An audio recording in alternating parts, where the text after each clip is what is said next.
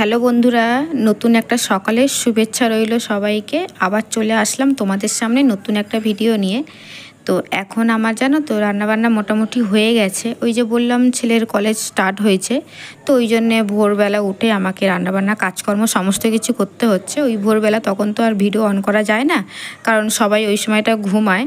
তো ওই জন্যে মানে ওই সময় আর ভয়েস করা যায় না বা ভিডিও অন করতে পারি না, আর খুব তাড়াহুড়োর মধ্যে তো কাজকর্ম আমাকে করতে হয়। তো ওই জন্য রান্নাবান্না করার পরে কিন্তু ভিডিও অন করেছি। তো যাই হোক, আমার কিন্তু রান্নাবান্না হয়ে গেছে, আর এখন আমি বাসনগুলো মেজে সমস্ত কিছু গুছিয়ে রাখবো। বাচ্চারা যখন ছোট থাকে বা স্কুল যায় যখন, তখন তো ওরকম ভোরবেলা উঠে রান্নাবান্না, টিফিন কি খেয়ে যাবে কি নিয়ে যাবে তখন যেমন বানাতে হতো, এখন বড় হয়ে গেছে কিন্তু এখনও সেইভাবেও বানাতে হবে, কারণ একটা কিছু খেয়ে যাবে, আবার টিফিন আমি দেবো গুছিয়ে, সেটা নিয়ে যাবে, প্লাস আমরাও তো খাবো। আর এখন আমি কিন্তু সকালে করে অফিসে যাচ্ছি না, বাড়িতেই আছি। আর হাজব্যান্ড তো যায় অফিসে, তো বাড়িতে এসে যে ব্রেকফাস্ট করবে, তো সেগুলো তো আমাকে রান্না করতে হবে। সেই সমস্ত কিছু একেবারে রান্না, জলখাবার সবটাই বানিয়ে নিয়েছি, নেওয়ার পরেই কিন্তু বাসনগুলো মেজে রাখছি। বাসনগুলো আমার সব মাজা হয়ে গেছে, মেজে ধুয়ে ওই ঝুড়িটার মধ্যে রেখে দিলাম, উল্টে জল ঝরবে ওখানে। আর এখন কিন্তু বেসিনটা পরিষ্কার করছি, কারণ যখন আমি বাসনটা মাজি তখন আবার বেসিনটাও পরিষ্কার রাখি, তাহলে এটা পরিষ্কার থাকবে। তো ওই জন্য এখন বেসিনটা ভালো করে ঘষে, তো ওই ভিম লিকুইড আর কসবাইট দিয়ে ভালো করে ঘষে এটা ধুয়ে পরিষ্কার করে রেখে দেবো, দিয়ে তারপরে আবার বাকি কাজকর্মগুলো করব।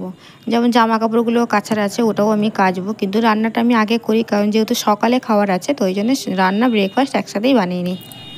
আর বেসিনের সামনে যে টাইলসগুলো আছে ওগুলোতে একটু মানে জলের ছিটা ফিটাল ওগুলো লাগে, যেমন সার্ফে মানে ওই যে লিকুইডের যে ফেনাটা সেটা লাগে, তারপরে জলের ছিটকা লেগে একটু দাগ মতো পড়ে যায়।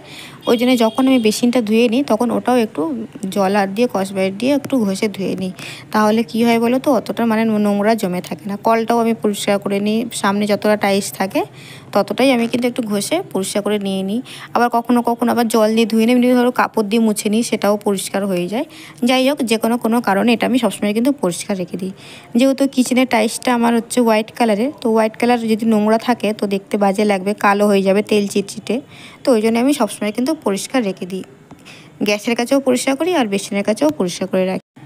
তারপরে তো হাজব্যান্ড আসলো, হাজব্যান্ডকে দিলাম খেতে, কিন্তু আমি ভাত রান্না করেছিলাম সকালে, যে সবাই ভাত খেয়ে নিতে পারবে।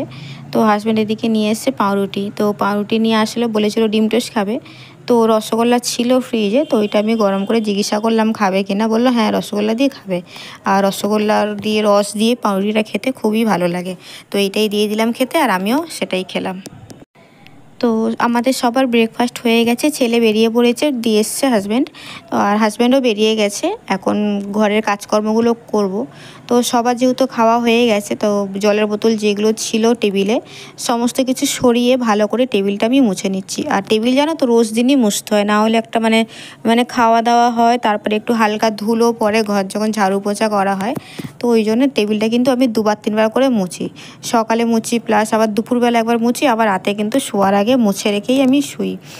প্রথমে ভেজা কাপড় দিয়ে মুছে নিই, তারপরে কিন্তু কলিং দিয়ে মুছি। কলিং দিয়ে মোছার পরে বেশ একটা গ্লেজি ভাব থাকে, ওই জন্য আমি কলিং দিয়ে মুছি। জানি না তোমরা কে কী দিয়ে মোছো, কিন্তু আমি সবসময় কলিং দিয়ে মুছি, মুছলে তাহলে টেবিলটা বেশ পরিষ্কার হয়।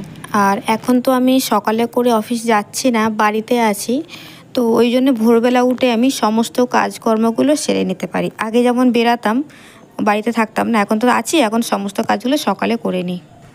আগের দিনে তো আমার ইলিশ মাছ আনা হয়েছিল, সেটা ফ্রিজে রাখা ছিল, তো ইলিশ মাছটা বানালাম। আর এটা হচ্ছে কচু শাক বানিয়েছি ইলিশ মাছ দিয়ে, ঠিক আছে, কচু শাক ইলিশ মাছ দিয়ে বানানো হলো।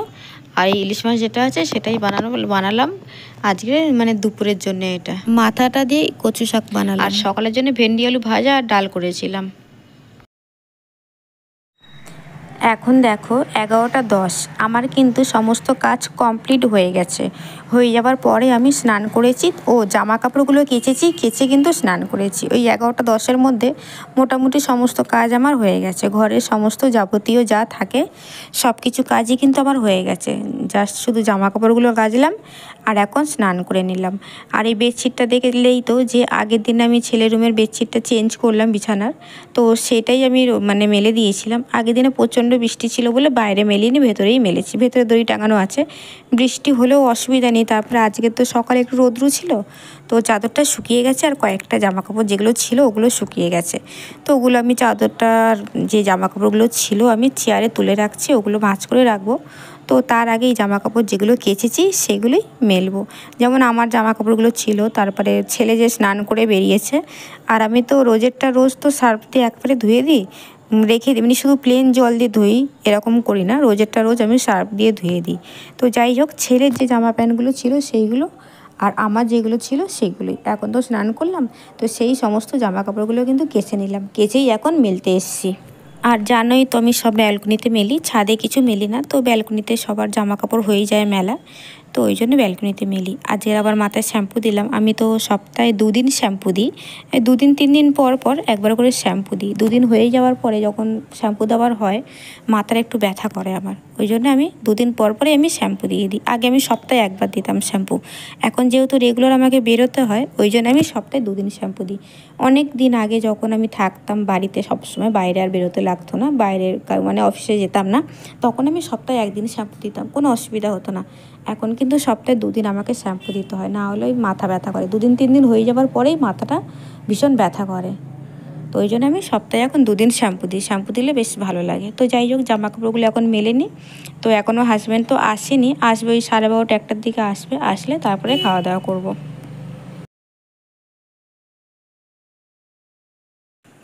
তো বন্ধুরা, আবার কিন্তু বিকালে আসলাম তোমাদের সামনে। এখন বিকাল বলতে ওই সন্ধ্যের সময়টা হাজব্যান্ড হচ্ছে বাড়িতে যখন আসলো আমার জন্য ফুচকা নিয়ে এসেছিলো।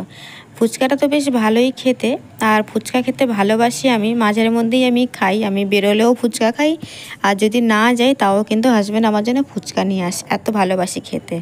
আর আজকের ফুচকার কথাটা বলি, মানে এত ঝাল দিয়েছে, প্রচণ্ড ঝাল, প্রচণ্ড ঝাল, মানে ক্যামেরাতে অতটা বোঝা যাচ্ছে না, কিন্তু সামনাসামনি লঙ্কাটা বেশি আছে আর আলুটা কিন্তু কম ছিল আজকের এই ফুচকায়।